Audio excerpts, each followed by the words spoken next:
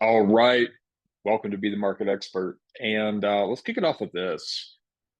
And this is from Resi Club Analytics. And builders have the most unsold completed houses since 2009. And here's where. So if we look at this thing, let's dive into it a little bit. And so let's scroll down and let's go into this section right here. Let me see if I can enlarge it. So it says, indeed, since the pandemic boom fizzled out, the number of unsold completed US single family homes are still rising. So if we were to look at this thing, we go like 2018 to 2025, and we've almost doubled. And I think what we need to keep in mind is we always consider 2019 a normal market, right? For all intents and purposes, 2019 is going to be your most normal market that we had, right? We had a pandemic in 2020. We had very low interest rates in 2021. The speed and the velocity of which interest rates went up in 2022 was unseen. 2023, 2024, we had some of the highest interest rates that we've had in modern real estate. And with the cost of housing coupled with the cost of money, we had some affordability issues. In 2025, well, the the verdict, the jury's still out, right? Like we don't know what 2025 is going to look like. It's been weird so far. But again, like we would look again, 2018 to 2025, almost double. We have double the amount of new completed homes on the market. So it says the March figure, 119,000 unsold completed homes. And this is what's interesting about this. I think of this more as maybe spec homes. And this is the information that we can't truly gather out of all this is, are these spec builders that are building and we will build it and they will come? Or is it we have the space and the time and we got to keep our people going, so we're going to continue to build? And we don't know, right? But there are builders out there that build on spec. And when we look at this, this is kind of what happened back in like the 2006 time frame, right? The Big Short. And we look at this, and this is where builders got caught holding the bag as they were building homes because there was this boom, and they said, "Whoa, whoa, whoa, we're not going to get caught holding the bag again." And so this is where it's going to get kind of interesting. So let's look at this. And if we were to go through, here's 1999. Here's the builders getting caught holding the bag, right? And they were like, "Oh, we ain't doing this again." And then this is where it teetered off, and this is where we actually started seeing home prices start going back up because there was not a lot of inventory because builders were holding back on the building process. And 2021, we get that the world's shutting down. Oh my goodness, what's happening? And homes were just kind of moving pretty quickly. And then here we are. And so if we look at this, guys, like if we go all the way across, the highest since 2009. So as we're looking at this is where it's going to get kind of interesting. So we go through and it says, um, let's fast forward a little bit. Right. It says the broader terms, Florida has one of the softest demands. We know that when we look at, Florida and Texas, the Sun Belt, right? We talk about the Sun Belt. This is where everyone was kind of going when we were having these digital nomads, and they were kind of going through and kind of just living wherever they wanted to live, and they were still going to be able to bring in the money that they were bringing in at their job in their state that they were still living in. So we'll kind of monitor this, and I don't think this is surprising. I think like looking at it, the visual is actually kind of surprising. Like as we kind of peek into this, and this is as we're looking through, and we've talked about this, right? We're seeing some slowdowns. We've looked at Altos data when we've looked at even just like Arvada, and we haven't seen the price increases, right? We keep talking about the price increases, the price increases, the price increases, and we haven't really seen any. It's been zero. It's been flat. And that's because they have inventory that's on the board that they can't move. And so you can't increase the prices on your new builds into your phase two, phase three, phase four if you can't get rid of the old phases. And so what we will continue to see for the foreseeable future is they will slow down production of houses. They are not the March of Dimes. They are not a nonprofit. They are a for-profit company that answers to shareholders. They answer to Wall Street. And so when we're going through and we're looking at this, what you will see is you will see more builders slowing down. And yet, I think what's also important is that they probably have more incentives, because keep in mind the builders are their own bank. They're not relying on these other banking entities to fund their clients. So what this looks like, and I have something that we'll look at here in a little bit, but they're offering massive incentives. And so we have to keep that in mind. Like, what can we do to make sure that we're putting these incentives in front of our people to show them affordable housing? So let's go through, and here's the next one. It says active housing inventory for sales compared to pre-pandemic. Again, we're always going to talk about pre-pandemic levels, right? 2019, normal market, where for all conversational purposes, we're going to compare everything to 2019. And so when we look at this, guys, this isn't necessarily a list that we want to be on. But if we look at this, here we are, 60% more inventory now than we had back in 2019. Now, here's the thing. As a listing agent, I think this is what it means. As a listing agent, I'm going down, I'm sitting at the dining room table with the sellers, and we're having a conversation around motivations, right? Like, okay, so you called me here today, and what is our ultimate goal? And they're gonna say, well, to sell the house. Cool, got that. And with that being said, we need to figure out what their timeline looks like. We need to figure out what their motivations are. When we're going through and we're doing these different things, we need to figure out, why did they call us? Okay, to sell the house, got it. When do they need to be into their new home, right? Because they could be moving for whatever. Like, maybe they have grandkids and they're like, you know what? It's time to move. I want to be closer to the grandkids. Awesome. There's a motivating factor that we need to keep in mind through this whole process. Awesome. When do we need to be to the grandkids? And figure out that timeline is, and have some conversations with these people.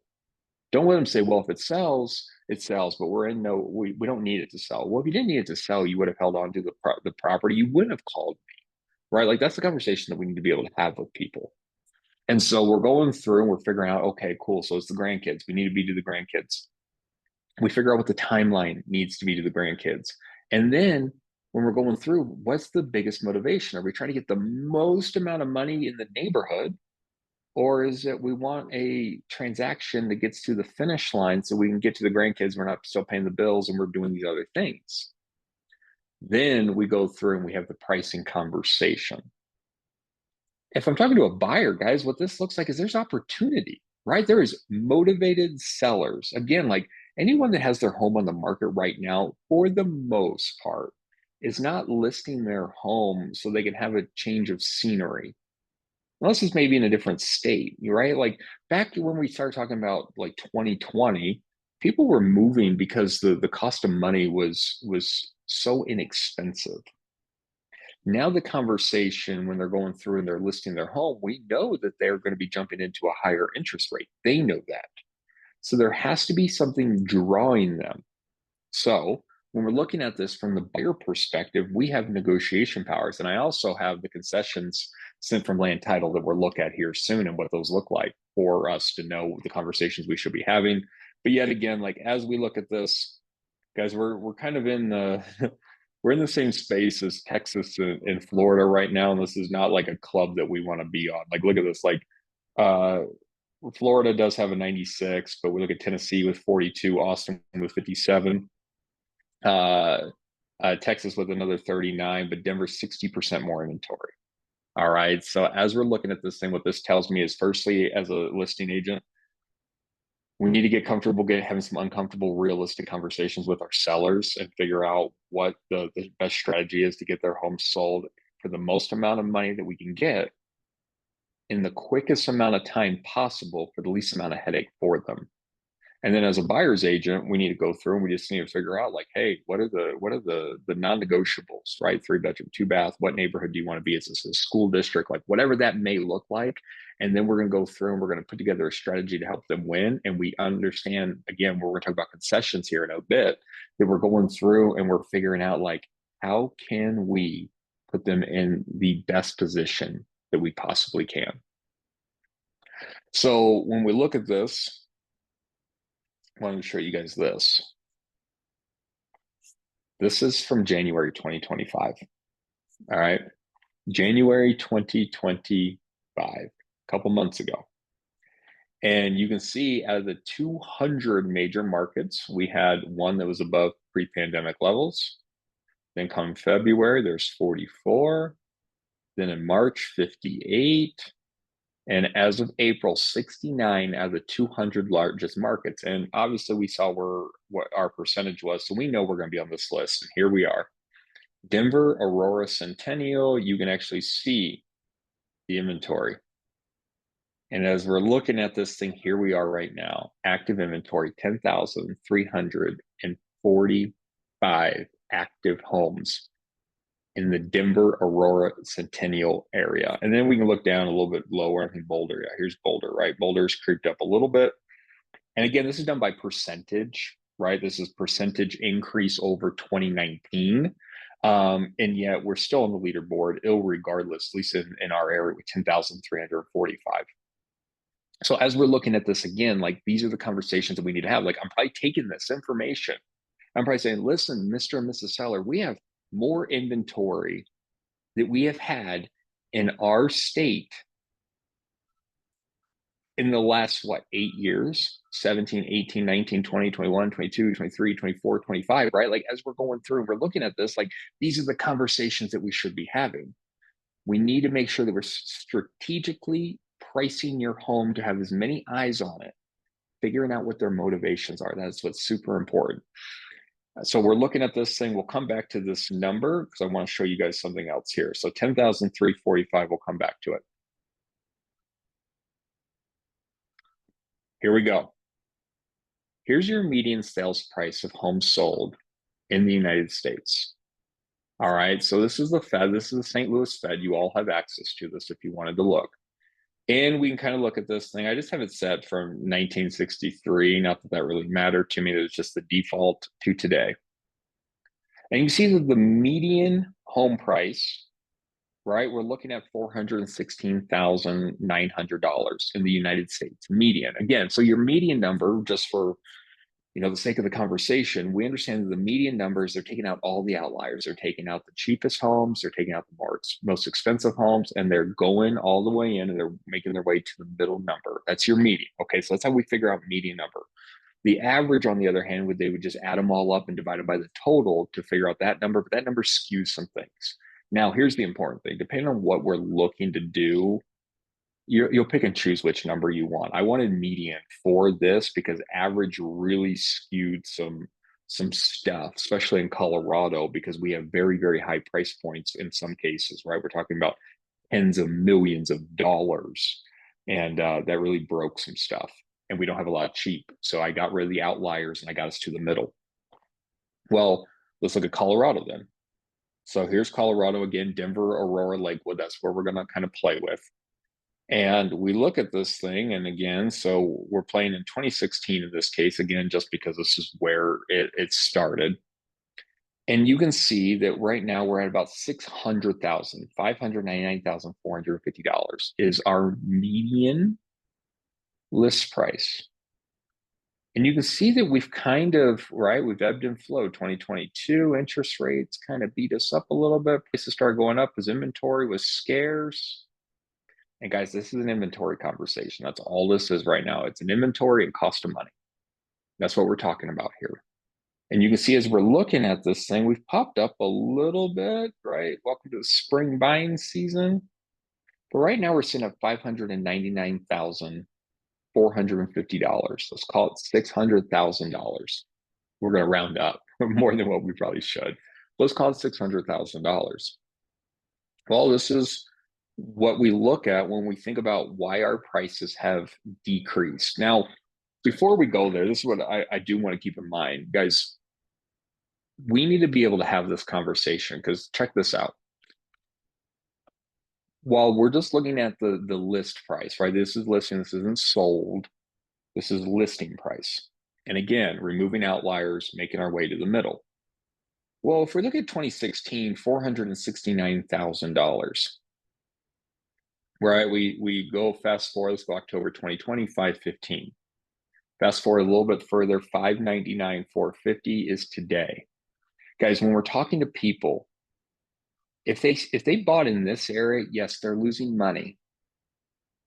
Yes, they are losing money on the sale of their house. Now, this is what I do know. Losing money isn't the end of the world on the sale of a house for some people. Like there are people out there that the buying a house is really shelter. It is not an investment. All right. And so we need to take our emotion out of this when we are helping people buy, sell, or invest in real estate. Now, the invest a little bit different.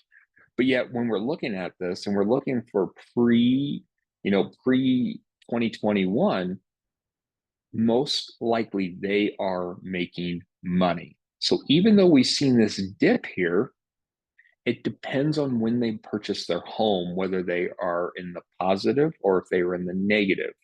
Yes, if they bought in the height of May of 2022, they are absolutely losing money when you start figuring out your closing costs and your realtor fees and everything else that is associated with it.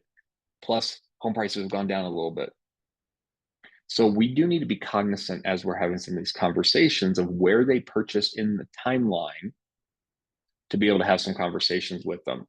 Also, I think what's important is there's going to be news stories, right? And I've been in these conversations when I've had a conversation with someone where they've told me that they're losing money on their home, but yet they bought in 1990s. Well, if you bought in the 1990s, there's no world where you're losing money on your home unless you have refinanced all of the equity out of it. And in this particular scenario, they didn't, right? So the news is going to be pushing a narrative as well. Like I could totally see a news article right now that says that home prices are decreasing and Coloradans are losing money. Yeah, if you bought in the last 2 years, you're probably 2, 3 years, you're probably losing money. Absolutely. Yes. But it's perspective. And as the real estate economist of choice, this is the information that we need to understand when we're sitting down having conversations with people, or if you're at a gathering with people and having conversations about the real estate market. But here we go. So I told you, right? Remember this number, 10,345. 10,345. Here we are again. We got two different, right? We got two different sources quoting the exact same number for us today. And I just wanted to show you, like, this is up-to-date information. The news article isn't. The news article just came out when it comes out. But guys, you can literally go on to the St. Louis Fed. That's what it's called, St. Louis Fed, and pull this information for pretty much anything. You want to know what the median income in Colorado is today? It will pull that information up. You want the average sales price, home inventory, all that information is located in this, and it's a free tool. So let's look at this thing. Guys, while we did have this dip in January for inventory levels, inventory is rising. So when we go back and we start talking about the price, the median price of homes that are being listed on the market, this is driven right now by the amount of competition that is in the area.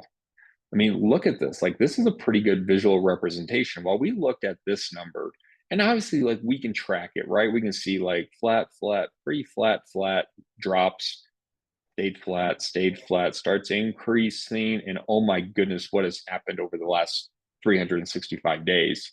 We're not quite doubled, but we're getting there. And then when we look at this, like we can actually see like this is pretty significant compared to some of these years. And this is why when we couple the cost of money tied with the amount of inventory that is sitting on the board right now, this is why the prices of homes are sliding in our area. Now, here's the thing. You're only losing money if you bought in the last 3 years. But we also have to keep this in mind. Most sellers become buyers. Most people that are selling their home are typically going to purchase a new home. And so when we're looking at this, that means that they also are going to be able to negotiate some pretty favorable stuff for them on the buy side as well. So let's not make sure this is not all doom and gloom, because it's not. So again, this is the St. Louis Fed, and you guys can pull up this information and literally type pretty much anything that you want, and it's going to pull you up a graph. All right, I don't know if you guys got this yet, but it was sent to me last night because it is brand new data from our friends over at Land Title. I think this is important, guys. This is important for when I'm on the list side or when I'm on the buy side, right? I need to be able to know, as the real estate economist of choice, how to have a conversation with my seller. Hey, we're going to price your home here. And we know in this price range, what we see is X amount of deals come through with the concession, and what the concession could possibly look like on average. Also, on the same side as a buy side, like, we know that if we're looking at this, like, this is kind of par for the course, right? This is how I'm taking this data and I'm using it to prepare my seller, right? Front load, guys. Like, here's the thing. We were talking to the top producers on Friday, and we were talking about, well, homes are sitting on the market longer. There's not as much activity on a lot of these homes. And so how are we providing value? Well, we're providing value by front loading all the value and then staying in front of them and providing them market data and updates. So when we look at this thing, here's April, right? So we're looking at April. This is all rear view facing data. And so these deals have already happened. So we look through, there's a total of 3,772 deals that flowed through the Denver metro area. And if we look at this, here's like the biggest price point, 1900 between 500,000 and $1 million. Cool, that makes sense to us. We live in Colorado. The second price point was under 500, which I'm kind of curious about what that number really is. But if we look at this, guys, for the most price points that we're dealing with inside of our market center, we're on average seeing a 95. Let's round it up. Let's call it a $9,600 concession, which is on like 60% of the deals they're seeing this. So as a listing agent, I'm sitting around at the dining room table and we're figuring out motivations and we're going through and we're trying to price the home. We also want to prep them for this. Like, hey, when we go to sell your home, Mr. and Mrs. Seller, it's very likely in the current climate that we are in that we could see the buyer asking for somewhere around $9,600 in concessions to help them with interest rates, to help them with whatever them and their team have figured out that they need. Now, here's the good news, Mr. and Mrs. Seller. When we're out there looking for a home for you, the price point that you're operating in, we can ask for the same concessions. Now, again, it's a negotiation. I can't guarantee that it's going to happen, but it comes down to the motivations of the buyers and the sellers, right? So we can go through, and with this information, we can have some conversations. Now, here's the last 12 months, right? So when we're looking at the last 12 months, you can actually see that it has gone down, right, for the last 12 months, or it's actually gone up in April. So if we look through this thing over the last 12 months, we're actually seeing more concessions, right? So last 12 months, if we were to take them all and average all of them up, right? Because the average, we add and divide them by the total. That's how we get an average, $9,119. Well, in April, it was at $9,121. So we're actually seeing more concessions being paid because, again, we're seeing more motivated sellers. There's more competition. Price points are going down. Your buyers, while we're still in a seller's market, have more power. You, as the real estate agent, have, guys, we're in a great time to be an agent. I really do believe that, because this is the most negotiating power we've ever had. This is the most that we've been able to go through and negotiate for our clients through the contracting, including your compensation, right? Like, even your compensation, you have the ability to actually put it in the contract now. Guys, it is a great time to be a real estate agent. So as we're looking at this thing, like, this is the conversations that we can have. And here's just your visual representation of of these numbers, right? The percentage coupled with the dollar amount. So I would take this information. Here you go. I'm going to throw it in the chat because I know some of you are like, Charles, where do I get this? I think that will work. Try doing that. Maybe it won't. I don't know. It doesn't look like it has a hyperlink. If it doesn't work, we'll make sure we get it to you guys. All right. Let's fast forward this thing to Housing Wire as we always do. We are looking at the lead analyst for Housing Wire, Logan Motoshami, and his title of Friday, because this is rear view facing data and we're in the future now. The labor market is still keeping mortgage rates elevated. Awesome. And we knew this, right? So we're going through, and here's what I want to talk about with you guys real quick. So when he goes through and he's saying like, hey, some interesting stuff, like that's all I get out of this. Hey, some interesting stuff. Consumer price index. So shelter inflation continues to cool, falling to 4%. All right. So guys, this is the thing. Like when we're talking about shelter inflation falling to 4% indicates that the rate at which housing costs, which is rent, utilities, estimated rental cost, are increasing, but it's slowing down. And you're like, what? What did you just say? It doesn't mean that costs are going down. It just means the speed to which the costs are going up is slowing down. All right. And when we're looking at this, when we're talking about CPI data, the consumer price index data, what's important about shelter inflation is that this is the largest cost that most Americans have, right? Duh, right? When we look at this, like the cost of your gas isn't the cost of your car for the most part, right? It's housing. And so when we're looking at this and we're talking about this means that this is over the last 12 months we're going through, we're seeing that go down. And the decrease in inflation, again, it doesn't mean that costs aren't increasing. It just means that they're at a slower pace than before. That's what this data is showing us. And so as things are cooling, overall inflation should come down as well. Now, the issue is the housing, or the employment. We'll look at the employment. That's the last one on this thing. We're not going to talk about the 10-year yield. We're not going to talk about the treasury. I think it's a conversation for something a little bit different. We're not going to talk about spreads. Let's talk about mortgage application data. I think this is an interesting visual. I think what we need to take away from this is there's still more people today that have their hand raised about potentially purchasing real estate versus where they were in 2024. That's what this is showing me right here. Now, while we're seeing a decrease in the amount of hands from previous weeks of 2025, we are still seeing more hands in the air in 2025 versus 2024. There's been so much waiting on the sidelines that these people are overweighting and they are making the move for whatever that looks like, right? We have people getting married, we have people having children, we have people getting divorced, we have people that are needing a bigger house, a smaller house, and insert whatever here. They're getting deployed, they're taking a new job. We don't know. And so as we're going through, they've been waiting for something to happen. Silver tsunami, Airbnb bust, the housing crash, it does not matter. If we look at this, though, we have more people talking to lenders. That is what this is showing me. More people are talking to lenders today versus where they were this time last year. And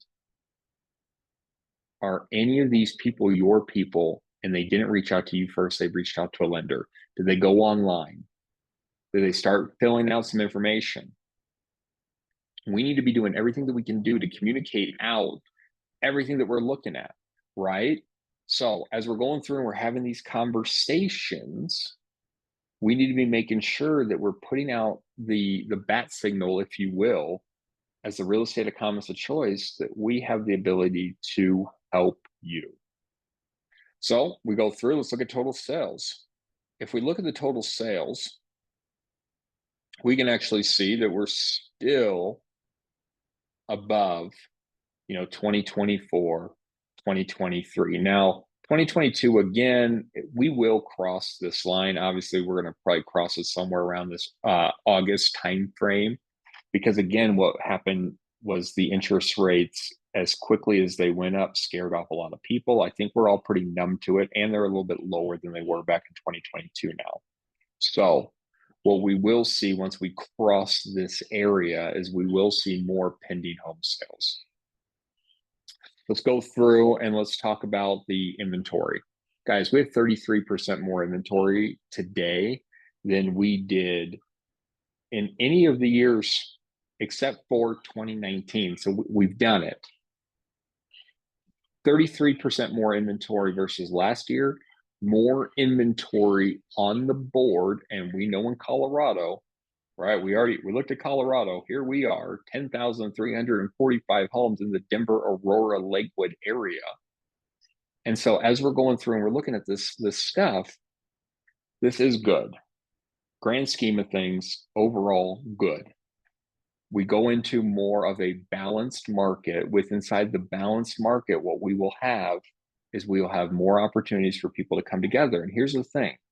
Again, while sellers aren't going through and making a killing on the sale of their house, they're still also getting the rebate on the buy of their house as well. And I think that's the conversation that we need to be making sure that we're able to have. Yes, Mr. and Mrs. Seller. This isn't 2021 where we were getting 10% over asking, all cash, waived all of the contingencies. You're absolutely right. This is not that market. Yet this is a market that when you are purchasing your home, you are going to get the same incentives as the buyer on your home. So it's going to be net neutral, which should be a win, right? So as we're looking at this thing, more inventory on the board, which means we will start heading more towards a balanced market, which is a good thing. National single family, right? We're looking at this thing and we are the highest that we've been since 22, 23, 24. We're here and we'll probably continue to pace on this as we look forward. Price cut percentages. Here we are, guys. We're at 36%, and this is not a call of alarm. What we understand is that 1/3 of all homes in the nation take a price cut. 1/3. We're sitting at 36%, so we're 3% higher. And yet, when we're looking at this thing, we understand it. There's more inventory on the market today. As new listings are hitting the market, they're coming up underneath the competition. The competition is the homes that are already listed. And so their listing agents sitting down with them, talking about what their motivations are, pricing underneath the competition. And now the competition says, well, their home looks like mine or is better than mine. And now how can I position myself better? I got to undercut it. I got to take a price cut. That's what's happening here. So this is no cause for concern. So here's your jobless claim. This is the other thing that we're watching. Now, here's the thing. It is super anti-American to cheer for people to lose their jobs. And that's not what we're doing here. But the two things that we're looking at, one is inflation. The inflation data looks like it's under control. It's cooling. The other thing that we're looking at is jobs. And with the Fed and the Fed policy that they have in place says if people have jobs, that means they have money, which means that we don't need to make the cost of money cheaper, because then if they have money and plus we make money readily available at lower rates, what they're going to do is they're going to spend more money and they're going to cause more inflation and we're going to have issues. So what we're seeing here is if this number keeps going up, which there's no indication that it will, but this number keeps going up, that means that people are no longer employed, which means how do we stimulate the economy? The Fed lowers rates. We are disproportionately affected in real estate as we deal with the highest ticket price item in the nation, right? We deal in real estate, especially in Colorado. We just saw $600,000. $600,000 at 6% interest is not inexpensive, right?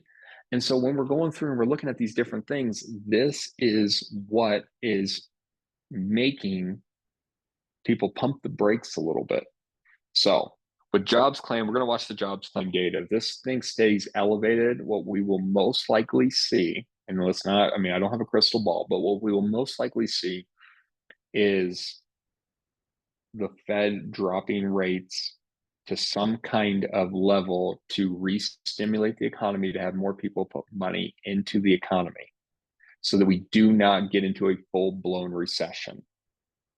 No one wants that. And this is one of the big indicators when people start losing their jobs. And just think of mine, guys, keep in mind this, like, right, we talked about it. When we went through and we started talking about builders. And so we were talking about builders and we were going through, and now they got all these homes sitting on the market. Well, guess what that means? We have builders that already have products that are built. Well, do you think they're going to continue to build? No. So what do? They stop the piecework, right? They no longer need the contractors to come through. They no longer need the tilers. They no longer need the framers. They no longer need the roofers. They don't need any of these people.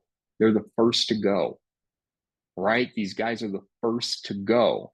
And so when we start looking at this thing, this is why this is so important right now, is that these guys aren't going to get caught holding the bag again, right? We saw what that looked like for them. They are a for-profit company. They are not the March of Dimes. So they want to keep their prices elevated. They're also not going to continue to build, because if they continue to build, then they're going to have flash sales. And so if they stop building, that means there's going to be jobs that are gone, specifically contractors. Contracting jobs, this is where these get disproportionately affected very, very quickly. So this is what we're going to watch for the next couple of weeks now. We're going to be looking at builder data. We're going to be looking at job losses. And again, when these two things, right, we start seeing inventory going up, we start seeing jobless claims going up, we start seeing inflation kind of cooling a little bit, what we will see is the Fed drop rates. No crystal ball. Let's do look at interest rates real quick before we wrap this call. And here's your interest rates. And this is good. What's good about this is 1 month. This is a snapshot of 1 month in time. And we're flat.